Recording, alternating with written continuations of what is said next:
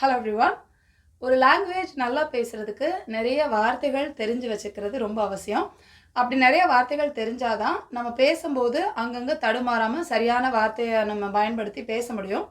So இங்கிலீஷும் தடையில்லாமல் பேசுகிறதுக்கு நிறைய வார்த்தைகள் தெரிஞ்சுக்கணும். ஸோ இன்னைக்கு புதுசாக கொஞ்சம் வார்த்தைகள் கற்றுக்கலாம். ஸோ இன்றைக்கி நம்ம பார்க்க போகிறது கைகளை பயன்படுத்தி நம்ம என்னெல்லாம் செய்கிறோம் அப்படின்றதுக்கு என்னென்ன வார்த்தைகள் பயன்படுத்தலாம் அப்படின்னு சொல்லிட்டு பார்க்கலாம். ஃபர்ஸ்ட் ஒன் ஷேக். இது எல்லாருக்கும் தெரிஞ்சது ஹேண்ட் ஷேக். ஸோ ஒருத்தரோட கையை பிடிச்சி நம்ம குலுக்குறோம் அப்படின்னா அதை வந்து ஷேக் அப்படின்னு சொல்கிறோம். For example, Jane greeted me with a hand shake. இதுக்கு என்ன அர்த்தம் அப்படின்னா, ஜேன் கை குலுக்கி எனக்கு வாழ்த்து சொன்னா அப்படின்னு சொல்லிட்டு அர்த்தம். Next one wave. So wave அப்படிங்கிறது நம்ம டாட்டா சொல்லுவோம்ல, டாட்டா பை பைலாம் இப்படி இப்படி கை காமிக்கிறோம்ல. ஸோ இந்த மாதிரி கைகளை இப்படி ஆட்டுறதை வந்து வேவ் அப்படின்னு சொல்கிறோம். For example, Tom waved at me before leaving. இதுக்கு என்ன அர்த்தம் அப்படின்னா, டாம் அந்த இடத்த விட்டு போகிறதுக்கு முன்னாடி என்னை பார்த்து இப்படி கை காமிச்சான். ஸோ இப்படி கை காமிக்கிறது வந்து நம்ம டாட்டா பை பை சொல்கிறதுக்கு செய்வோம். இல்லைனா யாரோட அட்டென்ஷனையாவது நம்ம வந்து நம்ம பக்கம் திருப்பணும் அப்படின்னா, தூரமாக நிற்கணும்னா இப்படி இப்படி கை காமிப்போம்ல. ஸோ அதுவும் வந்து நம்ம வேவிங் தான். ஸோ இந்த மாதிரி கையாட்டுறதுக்கு பேர் wave. Next one squeeze. Squeeze அப்படின்றது இப்படி கைகளை போட்டு ரொம்ப டென்ஷனில் இப்படி இப்படி இப்படி நம்ம செஞ்சிட்ருக்கோம் அப்படின்னா அதுதான் squeeze. For example, Tom squeezed his hand in tension.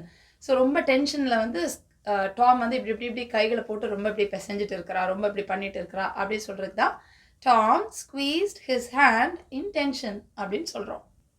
Next one knock. So knock அப்படின்னா தட்டுறது, கையை வந்து நம்ம கதவெல்லாம் தட்டுறோம்ல, இந்த மாதிரி தட்டுறதை வந்து நாக் அப்படின்னு சொல்கிறோம். For example, Tom knocked the door vigorously. விகரஸ்னால் ரொம்ப வேகமாக அப்படி ரொம்ப வேகமாக நம்ம வந்து தட்டுறோம் அப்படின்னா அதுதான் விகரஸ் அப்படின்னு சொல்லுவோம். ஸோ டாம் நாக் த டோர் விகரஸ்லி அப்படின்னா ரொம்ப வேகமாக டாம் வந்து கதவை வந்து டம் டம் டம் தட்டிட்டு இருக்கிறான் அப்படின்னு சொல்கிறதுக்கு தான் நம்ம இந்த மாதிரி சொல்கிறோம். Next one snap.